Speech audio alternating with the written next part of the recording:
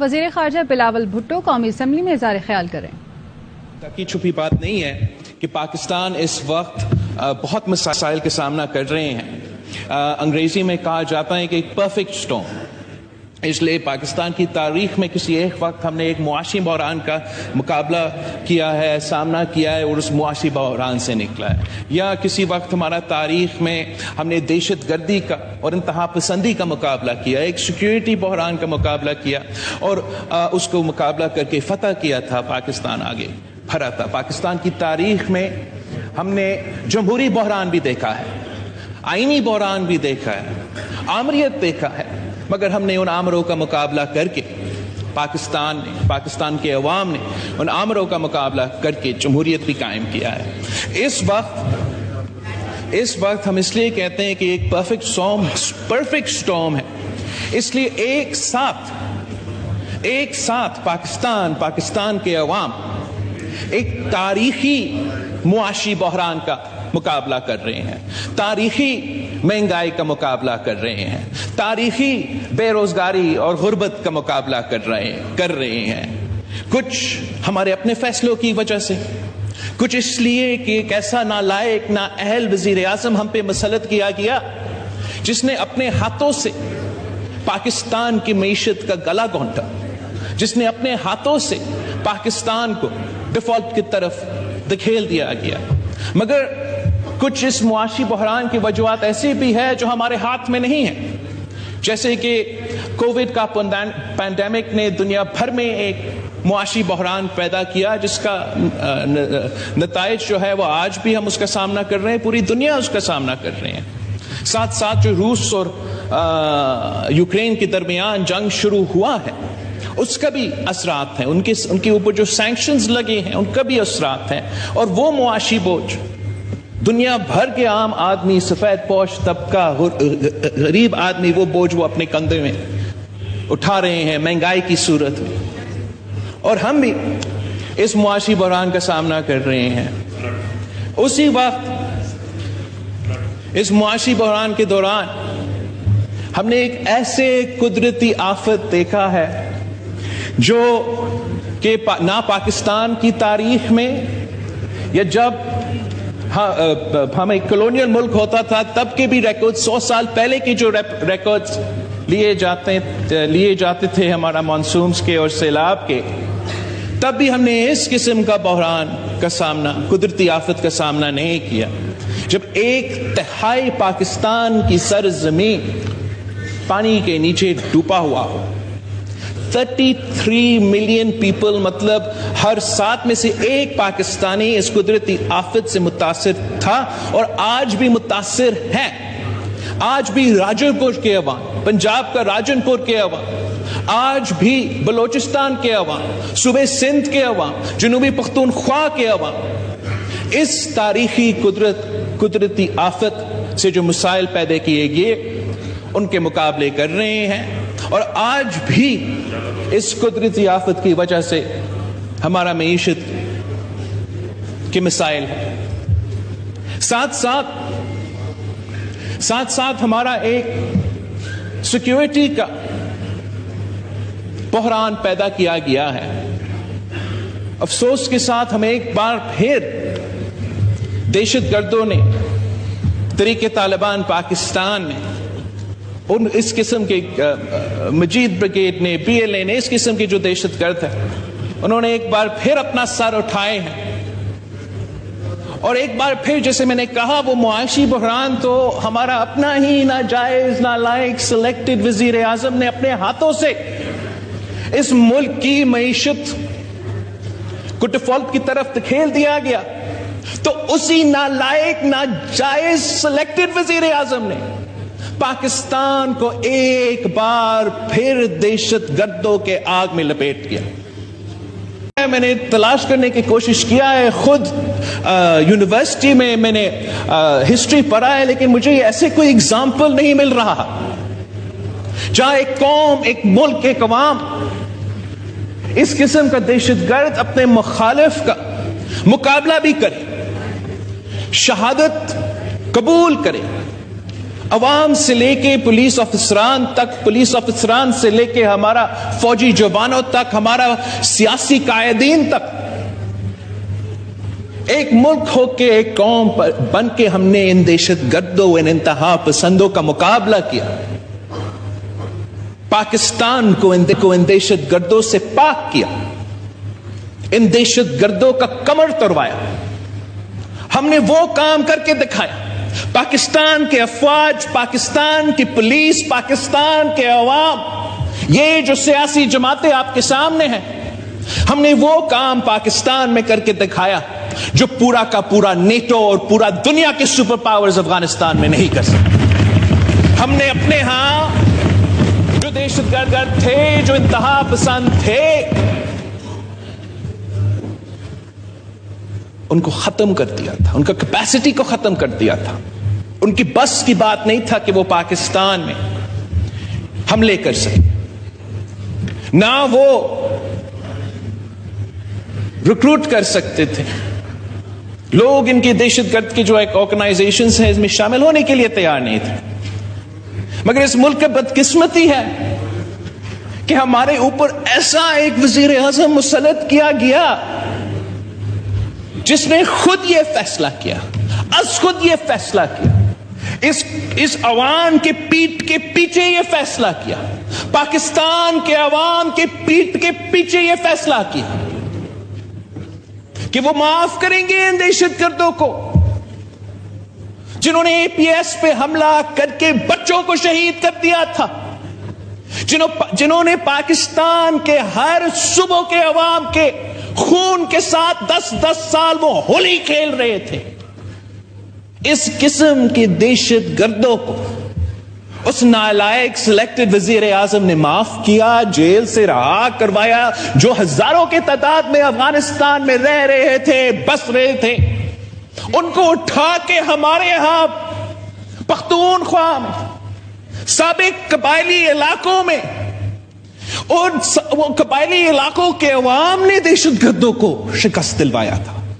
جس بہادری کے ساتھ، جس غیرت کے ساتھ قبائلی علاقوں کے عوام نے ان دہشت گردوں کے آنکھوں میں آنکھیں ڈال کر مقابلہ کیا، تاریخ میں ایسے کوئی مسائل نہیں ملتا.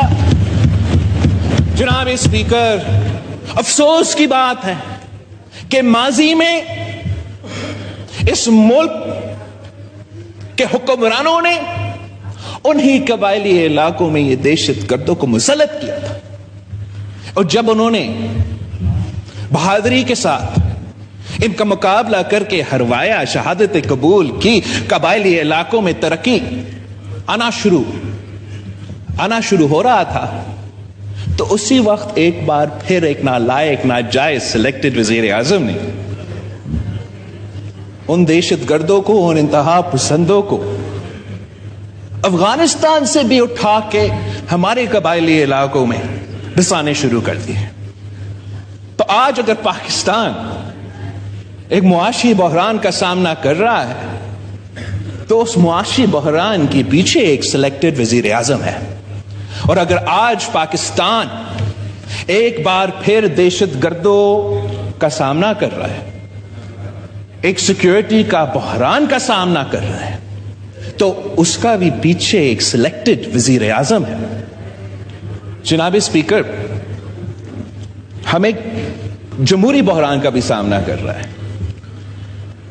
ہم نے پاکستان کی سیاسی جماعتوں نے، پاکستان کے سیاسی کارکن نے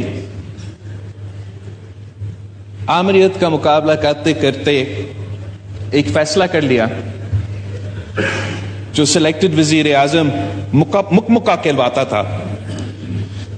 وہ جو فیصلہ، وہ جو ریکنسیلیشن جو ہم نے آپس میں کروایا تھا، ہم نے یہ چیزیں بھولے کہ ایک دوسرے کے خلاف کتنے مقدمے، ایک دوسرے کو کس نے جیل بھیجا، کس نے نہیں بھیجا، وہ ساری چیزیں پاکستان کی وجہ سے ہم نے بھولے تھے. اور ایک ایسا کنسنسس لے کر آیا، ایک جمہوری کنسنسس لے کر آیا کہ پہلی بار پاکستان کی جمہوریت چل پڑا.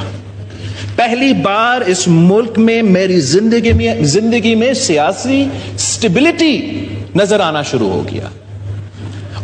پہلی دفعہ اس سیاسی سٹیبلٹی کی وجہ سے، ہمارا جمہوریت بحال کروانے کی وجہ سے اس ملک نے معاشی ترقی کرنا شروع کر دیا. سی پیک جیسے منصوبہ گوادر سے لے کے ہمارے پہاڑوں تک ایک ایسا ترقی کا، ایک ایسے معاشی ترقی کا دور شروع ہو گیا جو پاکستان کی تاریخ میں نہیں ملتا.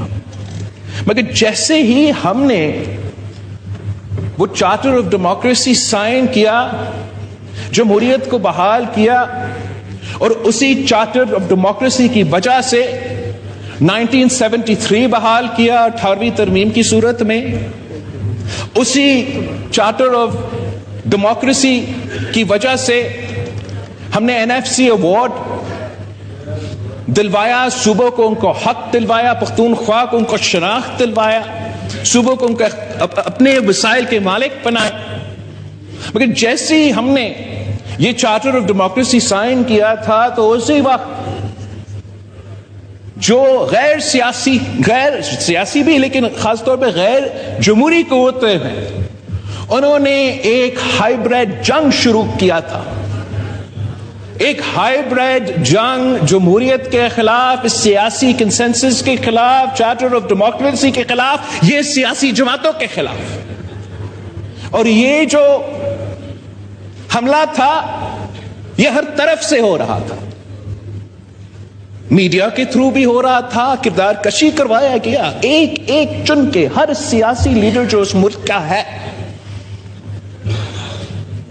ایک ایک کا چناؤ کیا گیا، میڈیا کے تھرو ان کا کردار کشی کیا گیا. اگر کیسز بنا سکے تو کیسز بنوائیں گے، اگر کیسز نہ بھی بنا سکے تو میڈیا کے تھرو ایسا سیاسی کردار کشی کروایا گیا.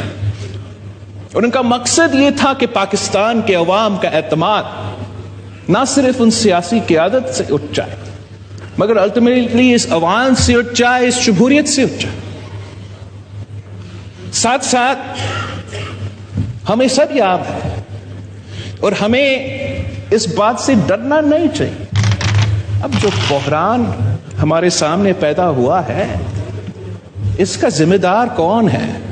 ہم تاریخ میں اتنا پیچھے نہیں جاتے ہیں کہ کون چلے ہم جاتے بھی. 1996 میں جس طریقے سے جنرل ریٹائرڈ حمید گل نے اس سلیکٹڈ کا انگلی پکڑ کے سیاست میں لے کر آئے، وہ کیوں لے کر آئے؟ اس کے بعد جو کردار جنرل پاشا کا تھا، جنرل ظہیر الاسلام کا تھا، جنرل فیض حمید کا تھا، وہ آپ کے سامنے ہے، اس ملک کے عوام کے سامنے ہے، تاریخ کا حصہ. وہ بھی اس جمہوری اتحاد کے خلاف، ایک سیاسی کنسنسس کے خلاف، اس 18ویں ترمیم کے خلاف، اس جمہوریت کے خلاف ایک گٹھ چوٹ تھا جو اس ہائیبریڈ جنگ میں شامل تھے، کسی اور کے خلاف نہیں، اپنے ملک میں 18ویں ترمیم، ہمارا فیڈریشن کے خلاف، ہمارا جمہوریت کے خلاف. یہ لوگ شامل تھے جناب اسپیکر. اور کون تھا شامل تھے جناب اسپیکر؟ ہمارے کچھ اتحادی بھول جاتے ہیں مگر ایک اور چیف جسٹس بھی تھا، افتخار چودھری صاحب.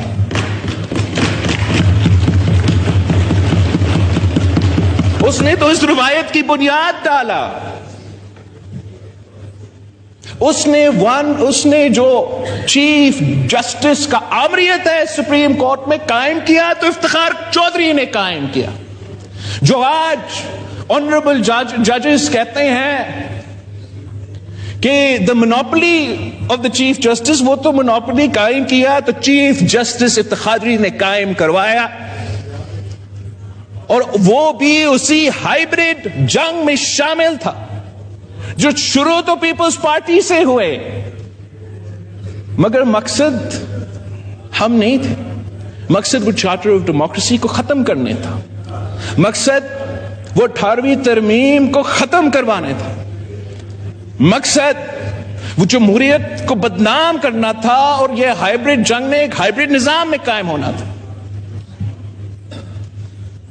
ایک کانسٹنٹ ہے جناب اسپیکر، چیف جسٹسز تو تبدیل ہوتے رہے، پاشا آیا، ظہیر آیا، فیض آیا، چلا گیا، مگر ایک کانسٹنٹ ہے. وہ کانسٹنٹ کون ہے؟ وہ کانسٹنٹ کون ہے جناب اسپیکر؟ وہ عمران خان نیازی ہے.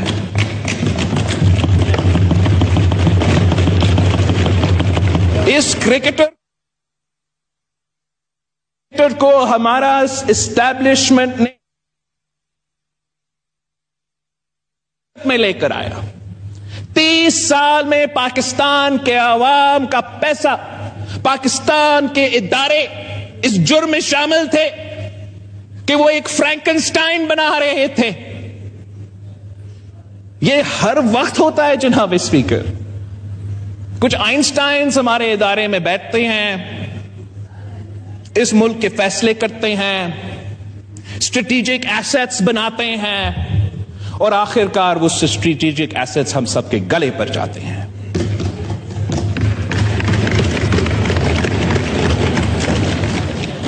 سوال ہے جناب اسپیکر کہ ہم نے کرنا کیا ہے؟ ہم تو جمہوریت کہتے رہے. ہم آئین کا بالادستی، آزاد عدلیہ، آزاد میڈیا، ہم تو یہی باتیں کرتے رہے.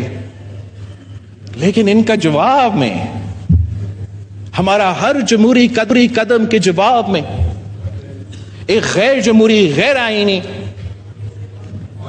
قدم اٹھایا جاتا ہے.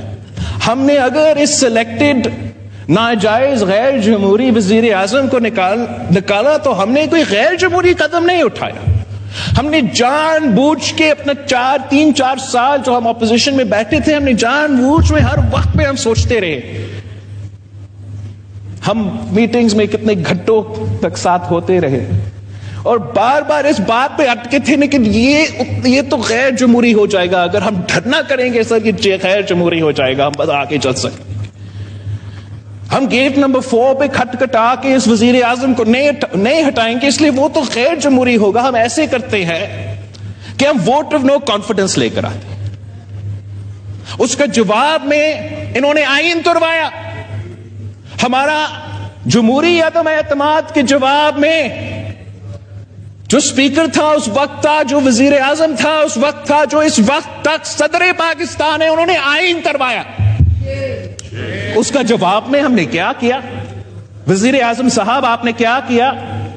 1 سال ہم حکومت میں رہے ہیں، آئین توڑنے والے ہمارا اپوزیشن ہے اور ہم ہاتھ پہ ہاتھ بیٹھے ہیں کہ یہ تو سیاسی وکٹمائزیشن ہو جائے گا. میڈیا کیا کہے گا؟ دنیا کیا کہے گا؟ وزیر اعظم صاحب اگر آئین توڑا گیا تو آپ کو کیس فائل کرنا چاہیے. اگر تو قانون توڑوایا گیا تو کیس فائل کرو. ہم جو بھی یہ سیاسی جماعتیں یہاں بیٹھے ہیں، ہم بہت شریف ہو کے سیاست کرتے ہیں اور پاکستان پیپلز پارٹی کا روایت ہی رہا ہے اور ہم بھی یہ چاہتے ہیں کہ شرافت سے سیاست کیا جائے. مگر ایسا نہیں ہو سکتا کہ آئین توڑا جائے، غیر جمہوری سازشیں بنایا، سازشیں پکے. ان سازش میں اہم لوگ شامل ہو اور جمہوریت کی خاطر، سفارش کی خاطر ہم سب خاموش رہے. ہمیں پاکستان کو، عوام کو بتانا چاہیے کہ ہو کیا رہا ہے اس ملک میں. یہ اگر ہم بحران کا سامنا کر رہے ہیں تو کیوں کر رہے ہیں؟ جناب اسپیکر، ہم نے تو ایک قدم اٹھایا، ووٹ آف نو کانفیڈنس لے کر آیا. تاریخی قدم تھا، پاکستان کی تاریخ میں یہ ہوا نہیں ہے. ہم نے تاریخ میں دیکھا ہے کہ کبھی کوئی چیف جسٹس اٹھا کے وزیر اعظم کو باہر پھینکا جاتا ہے یا کہ عامر آ کے یہ کام کروا دیتا ہے. تو یہ ہم نے تاریخ تو رقم کیا، لیکن یہ جو ریاکشن آپ کو نظر آ رہا ہے نا، جو وسرل ریاکشن پاکستان میں، معاشرے میں آپ کے سامنے نظر آ رہا ہے، وہ ہمارا ووٹ آف نو کانفیڈنس کا جواب نہیں ہے.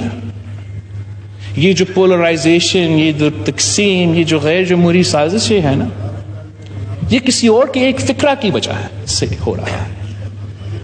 جب ہمارا سابق چیف آف آرمی اسٹاف نے اٹھ کے کہا کہ ماضی میں اسٹیبلشمنٹ سیاست میں مداخلت کرتا تھا، ماضی میں یہ سب کچھ ہوتا تھا، آئندہ ہم یہ کام نہیں کرنا چاہتے، تو ایک پورا پیرلل سٹرکچر ہے جناب اسپیکر. ایک رات آپ یہ بیان کریں گے تو دوسرا رات تو جمہوریت ہوگا، واہ واہ ہوگا، ایسا تو بھی نہیں ہوتا ہے. 70 سال سے ایک پورا پیرلل سٹرکچر اس ملک میں بنتا آ رہا ہے، جن کا فائدہ ہوتا ہے تو غیر جمہوری دور میں ہوتا ہے، جب فائدہ ان کا ہوتا ہے تو آمرانہ دور میں ہوتا ہے، ڈائریکٹ آمریت میں یا انڈائریکٹ آمریت میں، اور ایک پورا پیرلل سٹرکچر بن چکا ہے. ایک پورا سیاسی کلاس ہے جن کا کوئی مستقبل نہیں ہے. اگر ہتھا ہے تو ان کا سیاست ختم ہو جاتا ہے. ان کا اپنے وزرل ریاکشن دیکھا ہے، ان کو آپ وہ خان صاحب کے ساتھ مل کے یہ سازش کروا رہے ہیں. وہ سارے قوتیں، وہ سارے سیاستدان جن کا مستقبل صرف اور صرف آمرانہ دور میں یا سلیکٹڈ دور میں ہوگا. کوئی تو وجہ ہے کہ اس ملک میں جو بھی آمر ہوئے ہیں ان کے اولاد اگر آج سیاست میں ہیں تو طریق انصاف میں ہیں. وہ اس لیے کہ ان کو پتا ہے کہ کسی آمریت کا کسی عامر کا بیٹا کا سیاسی مستقبل ہو ہی نہیں سکتا ہے. کوئی سیاسی مستقبل نہیں ہو سکتے. وہ اپنے بلبوتے پہ کوئی الیکشن نہیں جیت سکتے ہیں. ان کا اگر سیاسی مستقبل ہے تو صرف تب ہے جب آمرانہ دور ہو، اور صرف تب ہے جب سلیکٹڈ دور ہو. اس طریقے سے جناب اسپیکر ہمارا پورا نظام میں ایسے سٹیک ہولڈرز ہے، ہمارا بیوروکریسی میں بھی ہے، ہمارا جوڈیشری آج تک بیٹھے ہیں، جن کا اگر مستقبل ہے تو وہ آمریت کے ساتھ یا سلیکٹڈ دوروں کے ساتھ. وہ صرف تب اگر ہمارا اسٹیبلشمنٹ واقعی نیوٹرل رہیں تو ان کا کوئی مستقبل نہیں ہوگا، ان کا کوئی سیاسی مستقبل نہیں ہوگا، ان کا بیوروکریٹک ترقی نہیں ہوگا، ان کو وہ عہدے نہیں ملیں گے. اگر پاکستان جمہوریت کی طرف چلتا ہے تو ان کا سیاست ختم. اگر پاکستان آمریت کی طرف دکھیلا جاتا ہے جیسے ہی ہمیں ڈیفالٹ کی طرف اور یہ سیکیورٹی رسک کی طرف دکھیلا کیا، تو ان کا سیاسی مستقبل ہوگا، ان کا ترقی ہوگا. اور یہی وجہ ہے کہ اس حکومت کی ہر قدم کے خلاف ایک ایسا آواز اٹھتا ہے، ایک ایسا گھراؤ ہوتا ہے کہ یہ سارے قوتیں اگر ایک پیج پہ ہے تو اس بات پہ ہے کہ جمہوریت نہیں چل سکتا. اگر ایک پیج پہ ہے تو اس بات پہ ہے تو سلیکٹڈ کو واپس اس کرسی پہ بٹھانا ہے تاکہ ان کا مستقبل کو تحفظ دیا جائے. اور ہم سمجھتے ہیں کہ اگر جناب وزیر اعظم یوسف رضا گیلانی صاحب کو نااہل کروایا گیا تو وہ غیر جمہوری فیصلہ chief justice of the supreme court of Pakistan کی قیادت میں سپریم کورٹ نے سنوایا تھا. اگر 2018 کے الیکشنز میں ہمارا جوڈیشری کا کوئی متنازع کردار تھا تو وہ چیف جسٹس ثاقب نثار کی قیادت میں جس طریقے سے ہمارا سپریم کورٹ نے آئین توڑوایا. یہ کہیں ہوتا ہے کہ ہم اگر پی ایم صاحب کوئی ادھر ادھر کوئی کام کرے، رولز آف پروسیجر قانون کے مطابق چیف جسٹس کے پاس کہاں پاور ہے کہ وہ ڈیم فنڈ بنا دے؟ کون سا آئین، کون سا قانون مطابق کہ وہ پورا ملک میں سیاسی کیمپین کرے، وہ فائنینشیل کیمپین، وہ پیسہ جمع کرے؟ چیف جسٹس پاکستان بیرون ملک کے دورے پہ جائے اور پیسہ جمع ہو۔ ہم اگر غلط سیکرٹری کو کوئی کام کہہ دے، وہ کام پاکستان کے عوام کا بھلا کے لیے بھلے ہو، ہم تو جیل جائیں گے، نیب کے کسٹڈی میں ہوں گے اور پیسہ بھی نہیں لیں پھر بھی۔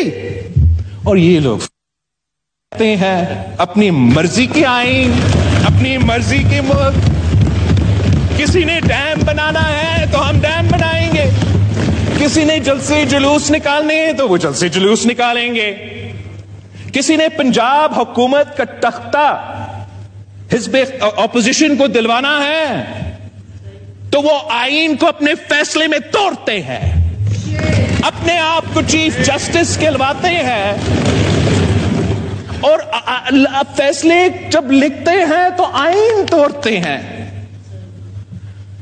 ہم حکومت پاکستان کو، خاص طور پہ وزیر اعظم صاحب کو، وزیر قانون کو